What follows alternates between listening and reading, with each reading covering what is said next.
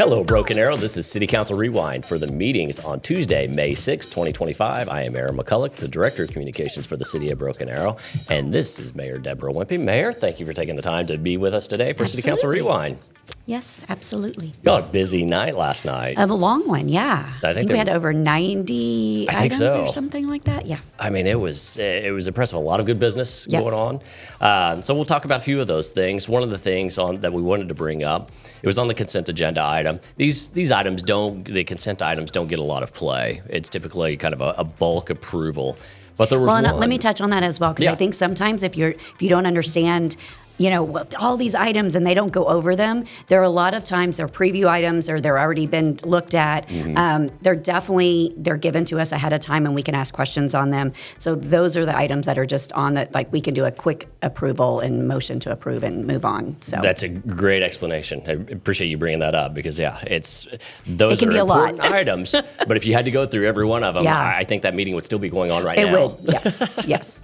But one of those items was an agreement with OMG. Yes. You want to expand on this? Yeah, so it starts the relocation of the utility lines in that intersection, and which will all at Lynn Lane in Washington, absolutely. And then that'll help with that expansion down Lynn Lane that is much needed. And then, if you think about it, moves into the amphitheater and all the improvements we're doing down 101st, and but it's all a process, right? So it takes time. So.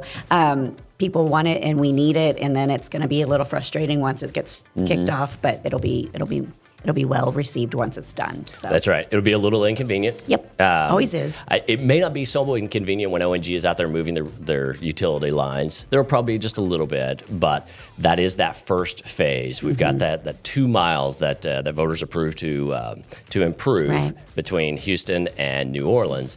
This intersection right there in the middle, it's the first phase before we end up getting into the other parts. So big time progression here with this project. The amphitheater, you just mentioned it a second ago. Bob Mudd, who's one of the VPs of Venue, this is the company that's bringing the venue to Broken Arrow. He gave an update. Do you want to tell us what he said? Some exciting stuff. Yeah, I know when we started this, they were very aggressive with their opening date. They said fall of 25. That's what they were shooting for, which would have been fantastic. But it is still set for around spring of 26. But things have come up, right? Like their roof design, they realized, I guess, was not structurally going to be sound for our weather, right? And it's the first of its kind. And so they went back to the drawing board and are having to enforce some larger, I guess the crane they're bringing in is massive. It's huge. Massive. Yeah, from what he was saying, it's only like 12 of those cranes in the country. Yeah. So they actually install it on site, like they put it together on site. So it'll be kind of cool to see when you're driving down the creek, I think, whenever they're out there doing this. But so that was one of the major things was the roof improvements and restructuring of that. And then some walls. They're putting up some wind walls, again, for Oklahoma weather. That's right. I don't know if you've noticed, how windy it can be out there. You've heard my voice right now. Yes, exactly. I've noticed the wind. I know, you were like, this isn't contagious. I'm like, no, it's just Oklahoma.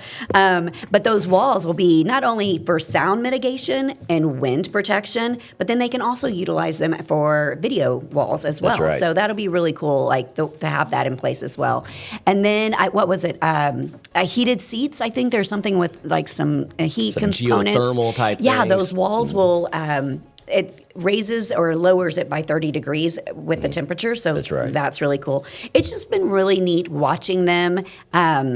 Every concern that's come at them, they've been able to mitigate and find a solution around that. And then having the first amphitheater open, they've found, this works, but it could be better, right? So let's put some little walls up, or let's, do, heated seats or whatever it is. That's right. So it is really cool to watch them work off the first one, and it's all about experience with them. That's right. Like, it's not just an amphitheater. For them, it is the total package, the total experience of what this state-of-the-art amphitheater is going to be for our city. So I really love that about the venue and what they're doing. I agree. That's what I found to be so impressive about some of the delays that they've had. those delays have been intentional because they've been looking to enhance that experience, to make sure it's the best experience for Broken Arrowans, for everybody in our region, really, who's going to come to the amphitheater. Yeah. One of the things that he talked about, too, was that crane that you mentioned. I'm glad you mentioned that.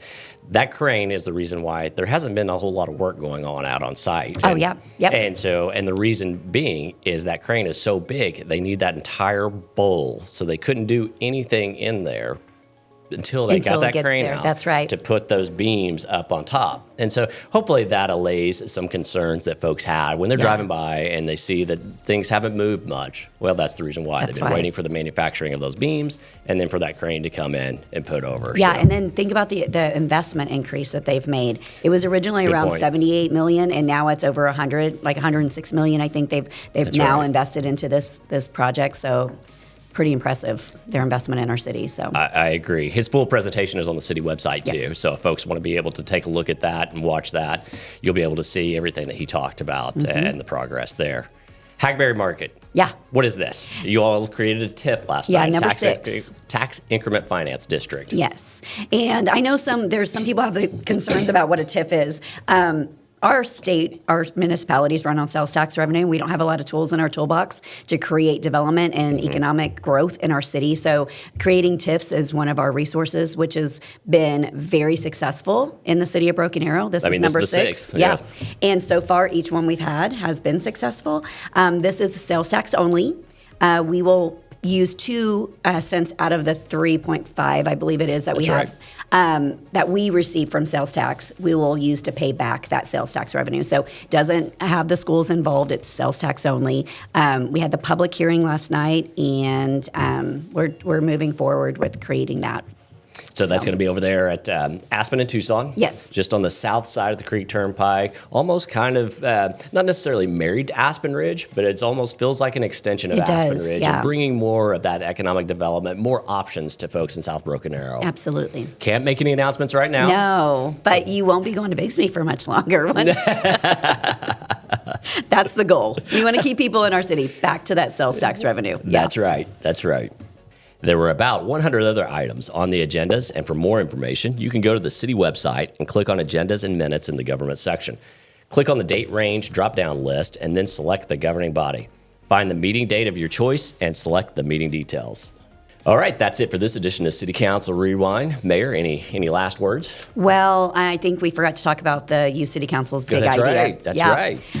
Very impressed with this group of seniors and this year's youth city council. They're going to create a book about municipalities and what city council does and what city government does. And I thought that was really cool that they were thinking about the future and educating other kids from early on, like what it means to be in city government. That's right. She mentioned, it was kind of cute. She said, kids want to be lawyers and doctors and but no one says I want to be a city councilor or a city clerk or a city attorney or whatever. So I am really excited to see their book that they're coming up with. I think it's in its stages, like final stages. It sounds like it. Yeah, and they're going to have Royal Printing do the printing, so using a local printer here in town. So that was really neat to hear that they thought all the way down to local, because they could have gone online, right? Yep. Used an online printing source for this. But I thought that was really cool. They're already forward thinking on using local businesses to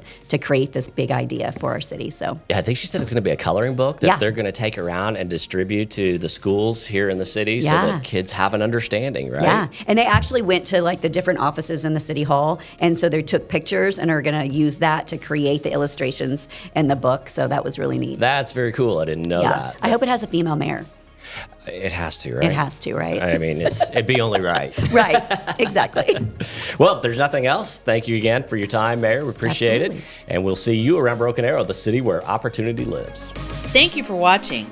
This is a production of the City of Broken Arrow, the city where opportunity lives.